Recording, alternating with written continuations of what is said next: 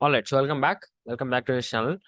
So, in this video, as you have seen in the title and the thumbnail, we are going to discuss right about like the importance of AI, why you should care about artificial intelligence in this century and in these times especially. So, we are living in the times of AI where it is taking over. It is taking over humans in many tasks.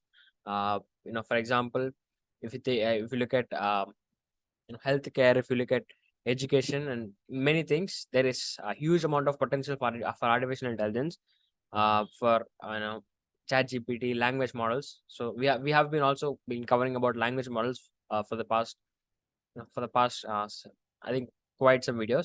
So yeah, I mean, there has been a huge amount of improvement in like language modeling, where the computers is not only able to just predict the next word. So predicting the next word is actually pretty dumb if you think about it. In these times, we have experienced the power of large language models. So they are able to act very logically, and they're able to speak logically with the right words. And also they are showing that, even though that I think they're just showing the intelligence through their words. And yeah, I mean, they have passed the Turing test. So Turing test is a test. So there was a man called Alan Turing, right? I have already made a video about him. So he invented a test through which we could determine whether a machine is intelligent or not. It's actually pretty simple, but yeah, I mean, the current models does pass those tests, and that does define that computers are getting intelligent uh, nowadays. So therefore, the first thing is, why should everyone care? Of course, it is everywhere, because it is everywhere. AI is everywhere, so therefore you should definitely care about it. You could use it for your own like workforce. Like for example, if you are, maybe you are, maybe you are a doctor, or maybe you are, like no matter, it doesn't matter like what work you are in, no matter what field you are working with. AI can definitely help you. So it's not like AI is a separate field that you have to get into. It's not like, so artificial intelligence is not like any other field where you have to like have a specific domain. For example, like medical and civil engineers and all that. You could apply these techniques. You could apply these models to almost any possible human uh, field, right? So no matter what field you are in, you could use artificial intelligence for your own field. So therefore, you should definitely learn about AI. Like, you don't have to learn about the theory. At least you have to learn how to use it. And I think I'm going to make some videos for beginners on how to use AI, right? Not how to like build it, not the theoretical stuff, but how to use AI, right? We have lot of language models. We have to use them for your own daily life, like for your own exam, for your own workforce. And how, we're going to learn about different AI tools that you could use, like not like any. Yes, there are a lot of tools you could use. I'll probably put that in a description or something. But we are also going to learn the underlying theory, like the basic theory, like what is what, like what is everything, what is happening everywhere. Um, I'm not going to go into detail like over the. Like, I think I'm going to spend maybe some videos in the middle at least. I'll spend some videos on for beginners. I'll have a like for your own use case, how to build AI, how to use AI. We have a lot of APIs coming up through which you could access large language models. We have a lot of you know a lot of services and products that you could use for your own thing. And also you could fine tune models, right? For example, if you have a model, let's say we have a powerful model, right? Let's say GPT, chat GPT, very powerful, right? So you could use this, the like the model already has its understanding of language.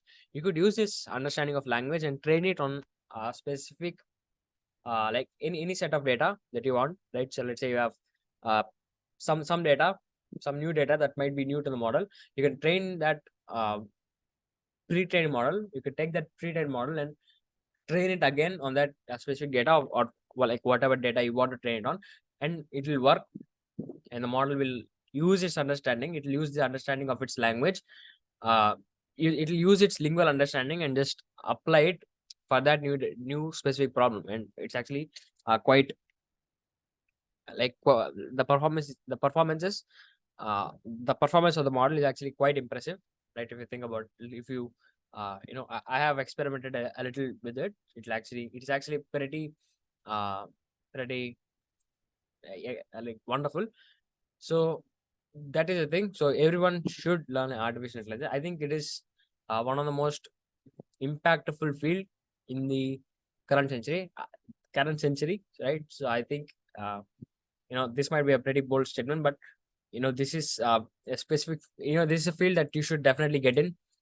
Like, doesn't mean like you have to be an AI engineer. You can use it for your own daily purpose. And yes, I do think that AI has the highest potential, the highest potential possible for any technology currently. I think it is AI, not because I am in AI, I am doing like AI, but because there has been a lot of research.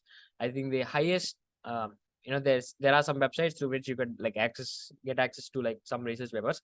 And there has been a huge amount of uh publishment. Like, there's like huge amount of publishment on the deep learning research field, especially on language modeling and generative AI part. So there has been like huge amount of research going on, and huge amount of progress in this field. So that definitely you should get in. And yeah, I mean, in this channel also I do teach it. I do teach AI. So if you are interested, please, I mean, check it out if you want to. So that is the thing. And now let's get into some details, right? So number one, why AI now? So why should we care about AI currently only? So of course, number one, language modeling. So there has been like huge amount of potential there. So why is AI only working now? So yeah, there has it has been like probably like 20-30 years since AI has really taken its name, right? So there has been some research going on for about 30 years. So why now, right? Only why now is AI working, right? It's not like just it's not like a current, just a lucky time. It's just not something that happened very randomly, right? ChatGPT did not just came up just like that. There has been like huge amount of progress, and progressively we have been seeing the rise of AI. So in the starting time, in the earlier time, 1990s and all that, AI, the idea of neural networks, right? The idea of neural networks was already created by, I think, a man named Jeffrey Hinton. Of course, there was Alan Turing before Jeffrey Hinton, who introduced the idea of the machines that are able to think. Right? He introduced the idea and how we can test whether a machine is able to think using his by creating his Turing test. We could define, right? We could understand whether a machine is intelligent or not. I've covered the details about Alan Turing in one of the previous videos, so make sure to check that out if you are interested. And then right, so and then like, yeah, so there has been some time, it has been some time AI has been there, 1990s and all that. So Jeffrey Hinton, he's a man he's the man who has introduced the idea of neural networks, right? He has, I don't think like the idea of neural networks in machine learning is quite similar to our the neural network in our brain, or maybe they are quite similar, the neural network and the brain, right? So they have in here he has Jeffrey Hinton has introduced the idea of neural networks, in which each neuron, so neural network is just simply a connection of is simply a system in which there are like many neurons that are connected together, right? And then so each neuron, so there are many neurons, right? So each neuron is a compute unit, right? Each neuron is a compute unit which simply computes some values. So for now, just think of it as a simple mathematical function. I think a relatively simple mathematical function. So think of these circles as a neuron, right? I'm just going to draw some lines just to share the idea of neural networks. Right. So these lines just define like. So I'm just drawing some. Yeah, don't care about it. Right. So this is a neural network. This is a simple neural network. So each circle is a neuron, and each neuron is essentially a compute unit, right, which just computes some values. Right. This neuron just computes some value, just takes some inputs and now predicts an output. Right. We are going to have some inputs. Let's say, for example, uh, we have, right. So I'm just going to share this idea first, and then we'll get into the idea. So on a very high level, on a very basic level, I'm going to cover a bit deeper in just a minute. So please bear with me. So these are each circle or each neuron just a compute unit which takes in some input. So we have some inputs which takes in some inputs and predicts an output. That's it. Takes in some inputs and predicts an output. I'm going to specify what these inputs and outputs are. What these inputs and outputs are, I'm going to specify them in just a minute. For example, all right, yeah, just forget about the inputs and outputs. So we are going to have some inputs and predict some outputs, and essentially we will be understanding, right, this neural network, this compute units, these neurons will essentially write some rules or they write a program, right, or so they write some rules on how to get from input to output. So they'll find the relation between the input and output. They'll find the relation, like what is the relation between input and output, and how to get from input to output. Like what is the process that should be carried on this input to get to the output. So they'll essentially calculate that. So each neuron will calculate something called a weight. So each neuron will have something called weight, which defines the output, right? So essentially, there will be like many weights. So each neuron will have their own weights, and these weights will be updated such that, yeah. So we are going to update these weights, and these weights are going to store the procedure which has to be carried out on this input to get to the output. So just think of that basically. So essentially, I'm not like sharing all the mathematical calculations. Actually, pretty simple mathematical calculations also inside each neuron, and they'll essentially have a some specific weights which will define the procedure that has to be carried out in the input to get to the output or to produce the output from the input. Right. So first, I have shared the idea of neural network. So just keep this in back of your mind. Don't worry about a lot about now. So first, I'm going to cover the difference between ML and other software engineering. Let's say. So this is software engineering. Even if you are not, if you even if you don't have any idea about it, don't worry. Here AI and machine learning means the same here, at least in this context. So I'm going to tell the difference on what both of these two different in software engineering, or like in normal traditional programming or software engineering. So we'll be having some inputs, and we're going to have some outputs. So essentially, so this is the workflow. This is the workflow, simple workflow. We'll take the input. The computer will take the input, right? It'll also take some rules. It also takes some program, right? It'll take some input. It'll take some program. Rules and program mean the same here.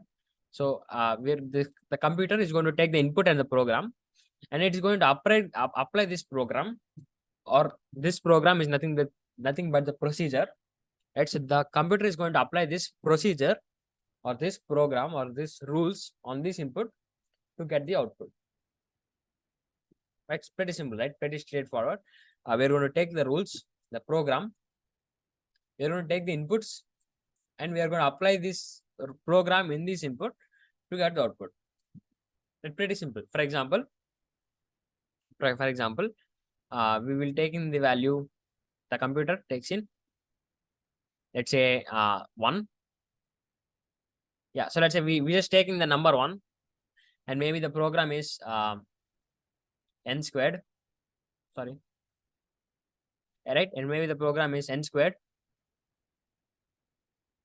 right? So this is the program, the rules that has to be carried out on this input.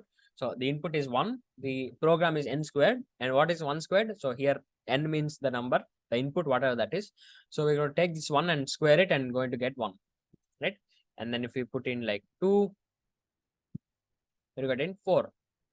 Yeah, simple, right? We're going to take this input, apply this program to this input and get the output. Normal software engineering. But let's take the same example. In machine learning, we follow a different approach. I will tell you why. I will tell you why we follow a different approach in just a minute. So what we are going to do is we're going to have a computer, right? Rather than taking the input and the program and predicting the output, right? We are going to give this computer many inputs and many outputs. We're going to give this computers many inputs and the many corresponding outputs, and where the computer is going to try to figure out the rules or the procedure that should be carried out on this input to predict the output. Again, the same thing, right? I have already told that in the neural network part. So we're going to have like many inputs.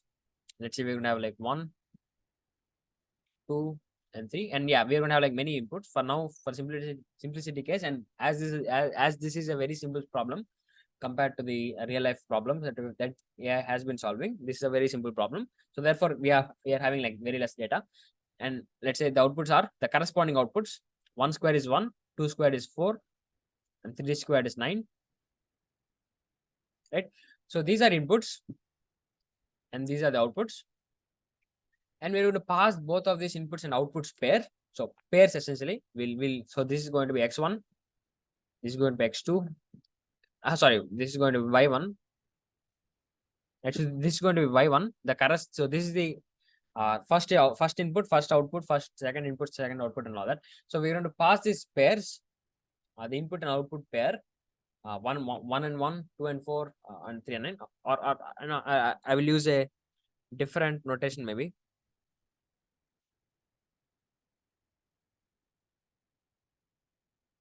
Right, we're going to pass in like 1 and 1, 2 and 4.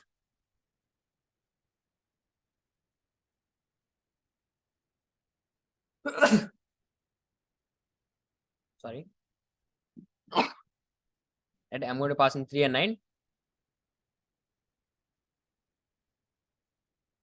Right. So I'm going to pass both all these values, these pairs, x and y pairs, and the model is going to predict the rules or the program, right? So the model is going to, or the computer at this notation. So the computer is going to predict, or it is going to find out the procedure that has been carried out on these inputs to get the output. And this is machine learning, right? This is machine learning. In machine learning, rather than taking the program and the input, rather than taking x and r, we are going to take in x and y and predict the r, predict the rules. So that is the main idea of machine learning, artificial intelligence. So why we have to do it? Why should we follow this method? I mean, like, the conventional method is actually pretty simple, pretty straightforward. I mean, definitely everyone could do it. Like, I mean, it's not any harder. I mean, definitely it is harder. Like computer, how computers works and all that. But compared to machine learning, we have to do, there is lesser work in software engineering. Yeah, and yeah, it is pretty straightforward and very useful, right? We a lot of applications you see are built using software engineering. I mean, we can compare them. We can compare machine learning and software engineering because they're solving completely different problems. Uh, so why should we use machine learning, right? Of course, if we have a problem which you can solve with software engineering, programming, definitely go with programming, because machine learning is solving completely different problems. So what are these problems that only machine learning algorithms solve, right? So there are some problems in the universe, right? The universe is made of many patterns, right? There are many patterns in the universe, many similarities, many dissimilarities. And let's say, right, let's take something simple, right? So let's say you have an image, a simple image, let's say of you have a bunch of apple and banana images. Sorry for my bad drawing skills, but let's say you have a bunch of apple and banana images, right? And you are asked, right? You are asked to write a program or make the computer differentiate between the two. So the computer has to differentiate between apples and bananas. In this case, you cannot use software engineering. It's almost impossible, because there is no possible set of rules you could use to differentiate between the two, because of course there are many pixels, number one. Number two, you need to write a lot of code, a lot of rules. And number three, you can't define, right? You can't clearly define the relation or the difference between the two. And it's also so much work. Even if you can define the rules, even you just don't want to, because it is a very hefty process. So when you want to differentiate between uh let's say two types of images, the apple can be at any position, right? The apple can be at like any position, right? And banana can be at like any position and wherever they want to be. But like, how can we even solve this problem? Like, this problem almost seems like it is impossible, because the computers, we cannot possibly make the computer do this problem, because there can be like different sets. There can be green apples, there can be maybe red bananas, maybe. And there can be like different backgrounds, different background colors, different maybe different lightings. I mean, this problem almost seems impossible to solve, right? And there's no possible humanly way we could write a program that huge with that many conditions. And that it is almost impossible, because we have like there can be like billion positions that it can be possible. It doesn't have to be like exactly at some pixel. There can be of different sizes and all that. I mean, this problem almost seems impossible. But how can our mind do it, right? How can our human mind identify bananas and mangoes and apples and all that? How can our human mind do that? Right? So that is where machine learning comes in. We don't humans, for example, if you want to if you want to tell the difference of two images, but for a human, you don't tell the rules, right? You just show him some images and the human himself will make the differentiation in his own mind. He'll create some procedures, and based on this idea that based on how humans think, how humans understand things, machine learning is built, right? So that is the like main pillar and foundation of machine learning. Like, how humans do it, like I will tell you, like, if there is any task in the world that human does with his mind, I think in the future, maybe 2030, maybe 2040, I don't know, but every task that human can do will be done by AI, artificial intelligence. Because I mean, just look at ChatGPT, and no matter what you ask, it can write like better essays than me and all that. It can write better poems and songs and all that. So yeah, so that is the idea. So whatever human can do, AI can do. It can replicate it, because the human understanding is based on examples, and the same theory, the same intuition is actually followed. The same idea is followed in AI also. Yeah, so that is idea of machine learning and all that, machine learning and artificial intelligence. So thank you for watching. I think this is it for this video. Maybe I will cover the other basics in the other videos. So just wanted to just want to promote AI uh, in this huge community of internet. So that thank you for watching. I'll see you in the next video.